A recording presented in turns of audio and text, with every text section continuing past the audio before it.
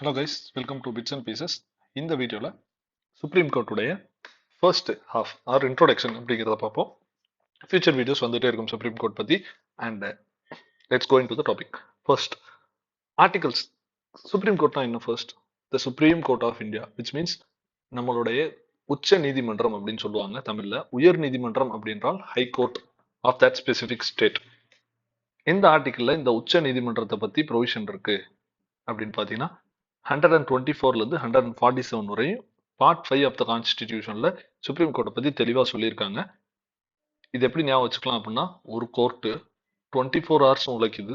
எதற்காக அப்படின்னு பார்த்தீங்கன்னா, நம்மளுடைய ஜஸ்டிஸ்க்காக. அப்புறம் இந்த 24 இன்டூ 2 எவ்வளோன்னு தெரியும்? 48. 48லேருந்து 1 கழிக்கிறீங்க, 47. அந்த 1 முன்னாடி எழுதுறீங்க. 124 டு 148, 147 அப்படிங்கிறது. 148 வந்து பாத்தீங்க அப்படின்றால் கேக் வந்துருவார். ஸோ நீங்க அதை ஞாபகம் வச்சுட்டு யூ கேன் கோ 148 அப்படின்றால் கேக் அப்படி வந்துருவாரு. அதை வச்சு நீங்க வந்து அதுக்கு முன்னாடி சுப்ரீம் கோர்ட் முடியுது அப்படிங்கிறத நீங்க வந்து எடுத்துக்கலாம். த பாட்டம் லைன், ஒரு கோர்ட் 24 ஹவர்ஸ் ஒர்க் பண்ணுது, 124. ஓகே. அமெரிக்கன் ஹை கோர்ட்டுக்கும் அமெரிக்கன் சுப்ரீம் கோர்ட்டுக்கும் இந்தியன் சுப்ரீம் கோர்ட்டுக்கும் என்ன டிஃபரன்ஸ்? அங்க ஃபெடரல் ஜுடிஷியரி ஃபெடரல் லாஸை தனியா இம்ப்ளிமெண்ட் பண்ணுவாங்க. ஸ்டேட் ஜுடிஷியரி ஸ்டேட் லாஸை தனியாக இம்ப்ளிமெண்ட் பண்ணுவாங்க. Both are separated. இந்தியாவில் அப்படி கிடையாது. Supreme court at the top, high courts at the next hierarchy, அப்புறம் subordinate courts like district court, criminal court, civil courts இது எல்லாமே அதுக்கு கீழே வரும். ஓகேங்களா? Which means integrated and independent judiciary. இன்டகிரேட்டடாகவும் இருக்கும் அவங்களுக்குள்ள, அண்ட் இண்டிபெண்டாகவும் இருக்கும். Independent of what? Independent of legislature, executive, judiciary வந்து இண்டிபெண்டா இருக்கும். அவங்களுடைய முடிவுகளை எடுக்கிறதுக்கு இண்டிபெண்டன்ஸ் இருக்கிறது.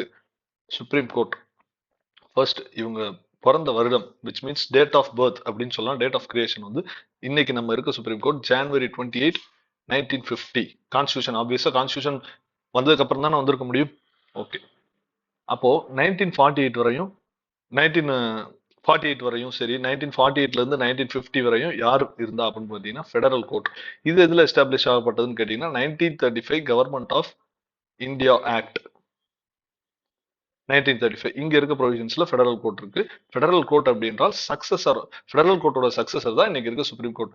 அப்படின்னு பார்த்தா 1800ஸ்லயே நம்மளுடைய Madras high court, Bombay high court and Madras high court, Bombay high court and Calcutta high court மூணுமே எஸ்டாப்ளிஷ் ஆகப்பட்டிருக்கு. விச் மீன்ஸ் இந்த ஹைகோர்ட்ஸ் எல்லாம் சுப்ரீம் கோர்ட்டோட ஏஜ் வைஸ் வந்து பாத்தீங்கன்னா பழசு. சரி, composition of the supreme court. அங்க யார் யார் இருப்பா அப்படின்னு பாத்தீங்கன்னா ஆப்வியஸ்லி ஜட்ஜஸ் இருப்பாங்க. 1950ல 1+7, இன்னைக்கு 1+33, which means 1+7 7 supreme judges and 1 Chief Justice of India. இன்னைக்கு டேட்ல ஒரு Chief Justice and 33 judges of Supreme Court இருக்காங்க. இவ்வளவு நம்பர் அதிகப்படுத்தியிருக்காங்க இல்லையா? அது எப்படி அதிகப்படுத்தினாங்கன்னு பாத்தீங்கன்னா த்ரூ கான்ஸ்டிடியூஷனல் அமெண்ட்மெண்ட்ஸ். யார் பண்ணுவானா? Parliament. Okay. Seat of the supreme court எங்க இருக்கு? ஆபீஸா தெரியும். National capital territory Delhi. கான்ஸ்டிடியூஷனே இது வந்து சொல்லியிருக்காங்க டெல்லியில இருக்கட்டும் அப்படின்னு சொல்லிட்டு. கான்ஸ்டிடியூஷன் வேற இடங்கள்ல சுப்ரீம் கோர்ட் இப்போ வந்து தமிழ்நாட்டில் ஒன்று வேணும், ஈஸ்டர்ன் சைட்ல கேல்கட்டா ஒன்று வேணும், மும்பைல ஒன்று வேணும் நீங்க நினைக்கிறீங்க. For the convenience of people, இங்க இருக்கவங்கலாம் ஈஸியா சுப்ரீம் கோர்ட்டை அக்சஸ் பண்ணிக்கலாம் அப்படின்னு நினைக்கிறீங்க அப்படின்றால் என்ன ப்ராசஸ் பண்ணணும் அப்படின்னா, first Chief Justice of India அவருக்கு பெர்மிஷன் இருக்கு வேற வேற இடங்கள்ல வைக்கிறதுக்கு. ஆனா அந்த பெர்மிஷன் வந்து பிரசிடென்ட் அப்ரூவ் பண்ணாதான் அது செல்லும். பிரசிடென்ட் ஆபீஸா யாரு அப்ரூவ் பண்ணும்? பிரசிடென்ட் சொல்றதுக்கு கவுன்சில் ஆஃப் மினிஸ்டருடைய எய்ட் அண்ட் அட்வைஸ்ல தான் அவர் வந்து சொல்லுவாரு.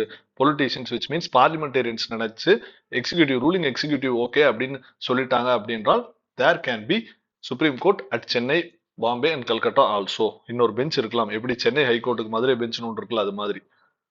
ப்ரொசீஜர் எப்படி இவங்க வந்து கவர்ன் பண்ணிப்பாங்க அப்படின்னு பாத்தீங்கன்னா, சுப்ரீம் கோர்ட்டே அவங்களுக்குள்ள இருக்க ப்ரொசீஜர்ஸ் எல்லாம் கவர்ன் பண்ணிப்பாங்க. அண்ட் என்னென்ன பெஞ்சஸ் இருக்குன்னா, சிங்கிள் ஜட்ஜ் பெஞ்ச், ஒரு ஜட்ஜ் உட்கார்ந்து தீர்ப்பு எழுதுவாரு. டிவிஷன் பெஞ்ச்னா டபுள் ஜட்ஜ் பெஞ்ச், 1 and 1 2 பேர் இருப்பாங்க. கான்ஸ்டிடியூஷனல் பெஞ்ச் 3 ஜட்ஜஸ் பெஞ்சும் இருக்கு. கான்ஸ்டிடியூஷனல் பெஞ்ச் அப்படின்றால் மினிமம் 5 பேர் இருக்கணும். ஆர்டிகல் 143 மூலமா பிரசிடென்ட் வந்து ஒரு டவுட் கேட்கிறாரு அப்படின்றால் கான்ஸ்டிடியூஷனல் பெஞ்சுக்கு தான் போகும். அண்ட் முக்கியமான கேசஸ், அப்பீல்டு கேசஸ், இது எல்லாமே அப்பீல்டுனா இந்த டிவிஷன் பெஞ்ச்ல சொல்றது ஒத்துக்கல, 3 ஜட்ஜ் பெஞ்ச் போடுறாங்க அது ஒத்துக்கல அப்படின்றால் கான்ஸ்டிடியூஷனல் பெஞ்சுக்கு போகும். இந்த சிங்கிள் ஜட்ஜ் பெஞ்ச் இந்த கேஸை நீங்க பாருங்க, அந்த கேஸை நீங்க பாருங்கன்னு சொல்லி யார் சொல்லுவா அப்படின்னு கேட்டீங்கன்னா, மாஸ்டர் ஆஃப் த ரோஸ்டர். அப்படி யாரு அப்படி என்றால் சீஃப் ஜஸ்டிஸ் ஆஃப் இந்தியா. அவர் தான் வந்து என்ன சொல்லுவார் அப்படின்னா, இந்த கேஸ் இவருக்கு, இந்த கேஸ் இன்னாருக்கு, ஏங்கிற கேஸை இப்படி ஹேண்டில் பண்ணுவோம், இவர் ஹேண்டில் பண்ணுவாங்க, பிங்கிற கேஸை இவங்க ஹேண்டில் பண்ணுவாங்க, சிங்கிற கேஸை இந்த ஜட்ஜ் ஹேண்டில் பண்ணுவார் அப்படின்னு சொல்றது யாருன்னு கேட்டீங்கன்னா சீஃப் ஜஸ்டிஸ் ஆஃப் இந்தியா.